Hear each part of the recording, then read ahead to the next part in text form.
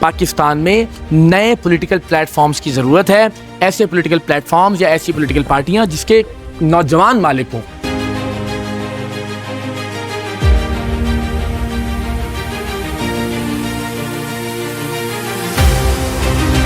बदकिस्मती से हमारे यहाँ होता है 30-30, 40-40 साल तक वही लोग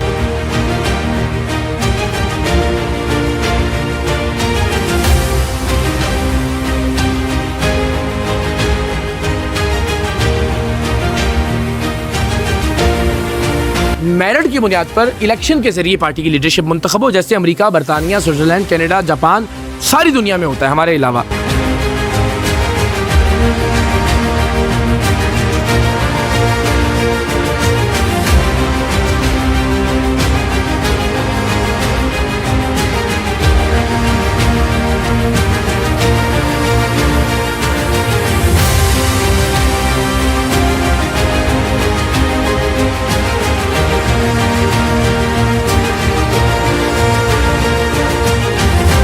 शानदार इंतज़ाम था और अंदर माशाल्लाह बहुत ही एक आपको ऐसा लगता है कि आप किसी एक इंटरनेशनल फैसिलिटी में आ गए हैं माशाल्लाह। और बड़ा खूबसूरत नौजवानों से हैदराबाद के जो इन्फ्लुएंसर्स हैं, जो क्रीम है, उससे उन्होंने मुलाकात का अहतमाम किया था। और मैंने अपना एक पैगाम एक जर्नलिस्ट के तौर पर पहुँचाया कि पाकिस्तान में नए पॉलिटिकल प्लेटफॉर्म्स की ज़रूरत है, ऐसे पॉलिटिकल प्लेटफॉर्म्स या ऐसी पॉलिटिकल पार्टियाँ जिसके नौजवान मालिक हों, जिसका कोई एक आदमी या कोई ख़ानदान मालिक ना हो। जैसे बदकिस्मती से हमारे यहाँ होता है 30-30, 40-40 साल तक वही लोग, और पार्टी के अंदर मेरिट की बुनियाद पर इलेक्शन के जरिए पार्टी की लीडरशिप मुंतखब हो, जैसे अमेरिका, बरतानिया, स्विट्जरलैंड, कनाडा, जापान, सारी दुनिया में होता है हमारे अलावा।